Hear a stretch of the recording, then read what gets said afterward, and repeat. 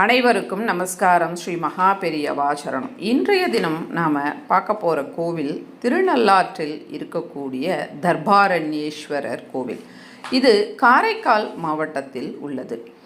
திருநள்ளாறு அப்படின்னு சொல்லும்போது எல்லாருக்கும் சனீஸ்வர பகவான் தான் ஞாபகம் வரும். ஆனால் இங்கு மூலவராக இருக்கக்கூடியவர் தர்பாரண்யேஸ்வரர், அம்பிகை பிராணேஸ்வரி. இந்த இறைவனினுடைய அனுக்கிரகத்தை பெற்றதினால்தான் இங்கு இருக்கக்கூடிய சனீஸ்வர பகவானுக்கு அவ்வளவு ஒரு பெயர் என்பது வந்தது. முன்னொரு காலத்தில் இந்த இடம் தர்பை புற்கள் நிறைந்த காடுகளாக இருந்ததினால இந்த இடத்திற்கு தர்பாரண்யம் அப்படின்னு பேர்.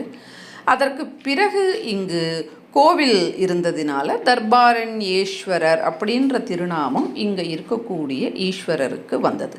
இங்கு நல தீர்த்தம் என்று சொல்லக்கூடிய ஒரு அற்புதமான தீர்த்தமும் இங்கு உள்ளது.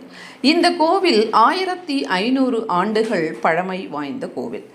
7.5 சனி, கண்டக சனி, அஷ்டம சனி, இந்த மாதிரி சனி பகவானினுடைய பாதைகளால் அவஸ்தைப்படுபவர்கள் இங்கு சென்று மாலை நேரம் அங்கு இருக்கிற மாதிரி, அதாவது இரவு நேரம் நாம் அங்கு தங்கி அங்கு இரவு நாம் தங்கிட்டு மறுநாள் காலை எழுந்து நல தீர்த்தத்தில் நீராடி அதற்கு பிறகு நாம் மூலவராக இருக்கக்கூடிய ஈஸ்வரரை, அம்பிகையை நாம் முக்கியமாக வணங்க வேண்டும்.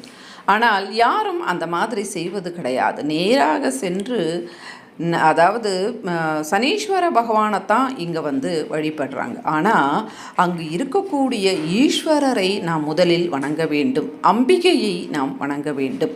அதற்கு பிறகுதான் நாம் அங்கு இருக்கக்கூடிய சனீஸ்வர பகவானை வழிபாடு செய்ய வேண்டும்.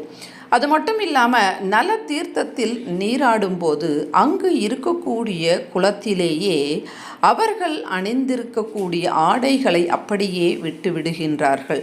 ஆனால் அது தவறு. அந்த மாதிரி செய்யக்கூடாது. நாம் குளிச்சுட்டு அதற்கு என்று நிறுவப்பட்டிருக்கக்கூடிய அந்த இடத்துல நாம் துணிகளை மாற்றும்போது அந்த இடத்தில்தான் அந்த துணிகளை நாம் வைக்க வேண்டும். இது எல்லாரும் நினைவில் வைக்க வேண்டும். அதற்கு பிறகு சனீஸ்வர பகவானுக்கு பிடித்த மலர்கள் நீலோத்பவம் அப்படின்னு சொல்லுவாங்க. இந்த நீலோத்பவ மலர்கள் அங்கு அதிகமாக இருக்கும். அந்த கோவில் வாசல்லையே விற்பாங்க. எந்த இடத்திற்கும் இல்லாத ஒரு சிறப்பு அந்த இடத்தில் அந்த நீலோத்பவ மலர்கள் அங்கு விற்கப்படுகின்றது. அதை வாங்கி நாம் சனீஸ்வர பகவானுக்கு அணிவிக்கலாம். ஈஸ்வரருக்கும் நாம் மலர்கள் வாங்கி அணிவித்து நாம் வழிபாடு செய்து வந்தால் சனி பகவானின் அனுகிரகம் நமக்கு கிட்டும்.